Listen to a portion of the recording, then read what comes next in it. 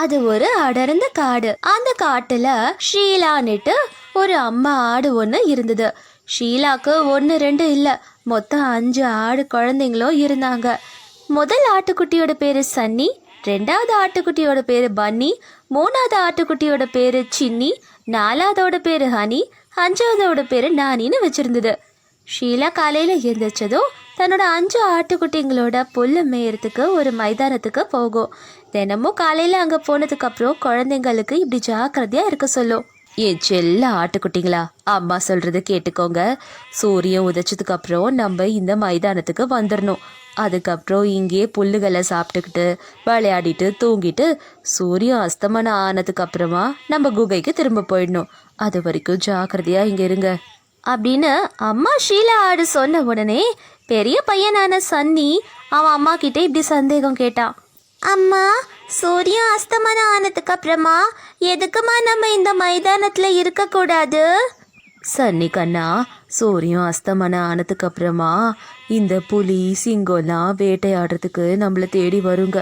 அதான் அதுங்க கிட்ட மாட்டிக்காம இருக்கிறதுக்காக நம்ம குகைக்கு திரும்ப போயிடணும் அப்படின்னு அம்மா ஷீலா ஆடு சொன்ன உடனே 4வது ஆட்டுக்குட்டியான ஹனி இப்படி சொல்லுச்சு. அம்மா அம்மா, சிங்கம் புலிலாம் இங்க வருமா? அப்படின்னா இப்பவே நம்ம குகைக்கு போயிடலாமா?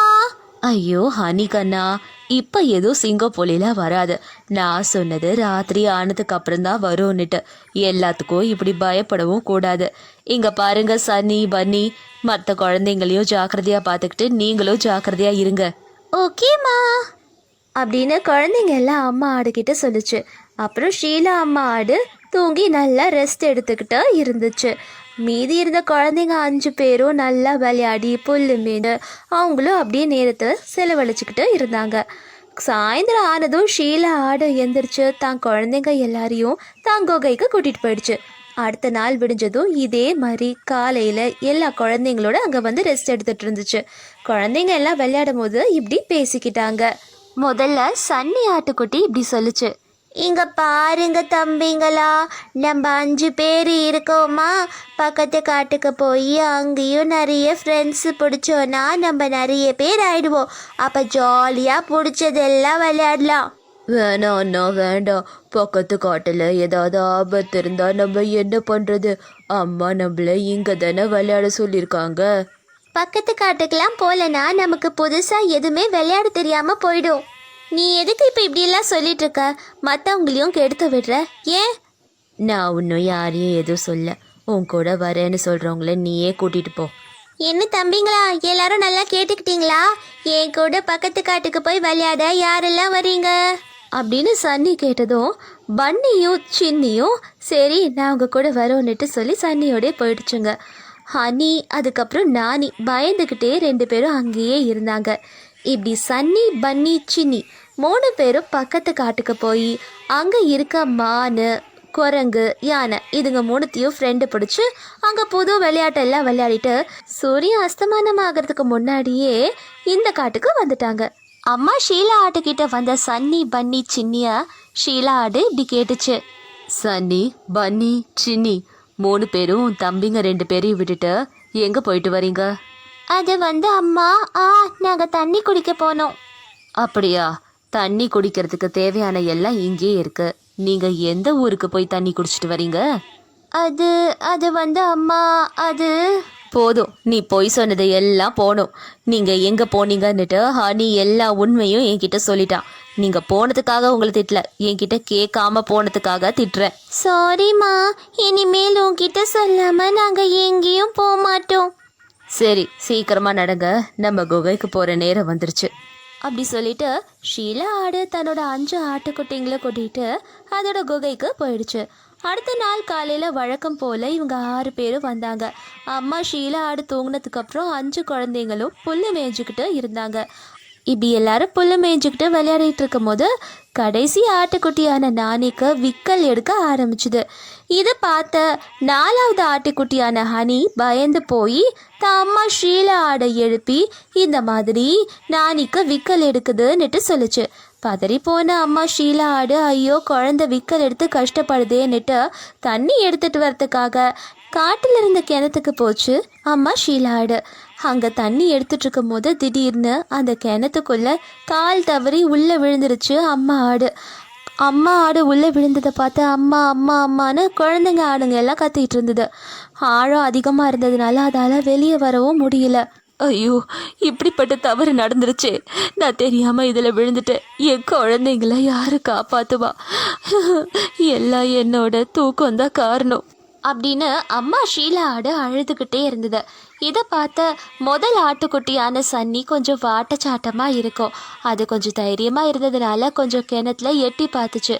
அம்மா, நீ எதுக்கும் பயப்படாதம்மா. எனக்கு பக்கத்து காட்டில் நிறைய ஃப்ரெண்ட்ஸுங்க இருக்காங்க. அவங்கள கூட்டிகிட்டு வந்து உனக்கு உதவி செய்ய சொல்கிறேம்மா. சன்னி அப்படி சொல்லிட்டு பக்கத்து காட்டில் இருந்த குரங்குகிட்டேயும் யானைக்கிட்டேயும் போய் அவங்க அம்மாவுக்கு நடந்ததை பற்றி சொல்லி அவங்க 2 பேரையும் இந்த காட்டுக்கு கூட்டிகிட்டு வந்துச்சு. அவங்க கிணத்துல விழுந்திருந்த ஆடை பார்த்துட்டு சன்னிக்கிட்ட இப்படி சொன்னாங்க. ஏய் சன்னி, நீ எதுக்கும் கவலைப்படாத. உங்கள் அம்மாவை வெளியே அடிக்கிறது கொஞ்சம் ஈஸி தான். ஆனால் அதுக்கு பெரிய கயிறு ஒன்று வேணும். அந்த பெரிய கயிறு எங்க கிடைக்கும்னு எனக்கு நல்லா தெரியும். யானை அப்படி எல்லார்கிட்டயும் அங்கே சொல்லிட்டு மீதி இருந்த 4 ஆடுங்களை அம்மாவுக்கு காவலாக இருக்க சொல்லிட்டு சன்னி, குரங்கு, மானை இதுங்க 3 பேரையும் கூட்டிட்டு யானை ஒரு இடத்துக்கு போச்சு. அப்போ யானை அவங்க எல்லார்கிட்டயும் இப்படி சொல்லுச்சு. சன்னி, அந்த பெரிய கயிறு இருக்குல்ல, அதோ அந்த முள்ளுக்குள்ளதான் இருக்குது. அதை எடுத்தோன்னா உங்க அம்மாவை காப்பாத்திடலாம். நீ சொல்கிறது எல்லாம் கரெக்டு தான். ஆனால் இப்போ யார் அந்த கயிறு அங்கேருந்து எடுப்பாங்க? அங்கேயே ஏற்கனவே முள் இருக்கு. அதெல்லாம் விளக்கிட்டு கயிறை போய் எடுக்கணும்னா எவ்வளோ ரிஸ்க் தெரியுமா? அப்படின்னு குரங்கு சொல்லவோ மான் இப்படி சொல்லுச்சு. அதை பற்றிலாம் நீங்கள் கவலைப்படாதீங்க.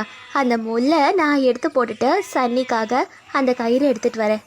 மான் அப்படி எல்லார்கிட்டேயும் சொல்லிட்டு ஜிங்கு ஜிங்குன்னு குதிச்சு அந்த முள்கள் இருக்கிற இடத்துல கிடகிடன்னு அதுக்கும் காயம் படாமல் எல்லா முள்களையும் எடுத்து போட்டுட்டு கயிறை எடுத்துட்டு வெளியே வந்தது.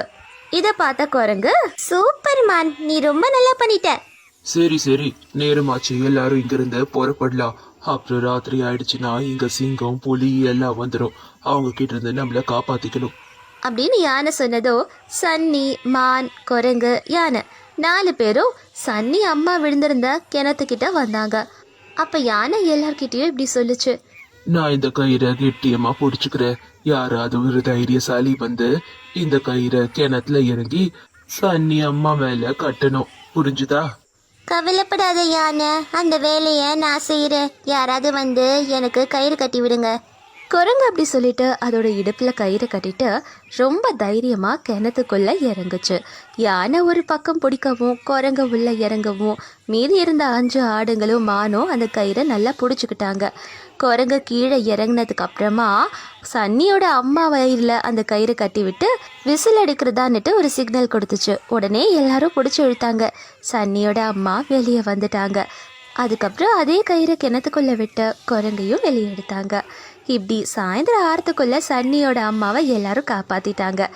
இப்படி ஒருத்தருக்கு ஒருத்தர் உதவியா இருந்ததுனால சாயந்தரம் ஆகிறதுக்குள்ள சன்னியோட அம்மாவும் ஒரு பெரிய ஆபத்துல இருந்தே எல்லாரும் சேர்ந்து காப்பாத்தினாங்க. அதுக்கப்புறம் அவங்களோட காட்டுக்கு நடந்து போயிட்டாங்க. அன்னைக்கு தான் எல்லாருக்கும் ஃப்ரெண்ட்ஷிப்போட வேல்யூன்றது புரிஞ்சுது. அவங்க எல்லாரும் நண்பர்கள்னா என்ன, சன்னியோட ஃப்ரெண்ட்ஸ் எவ்வளோ உதவியாக இருந்தாங்கன்றத முக்கியமாக ஹனி ஆட்டுக்குட்டி நினச்சி பார்த்துச்சு. அம்மா ஆடு கூட யானை, மான், குரங்க தான் சொந்த குழந்தைங்க மாதிரி பார்த்துக்குச்சு.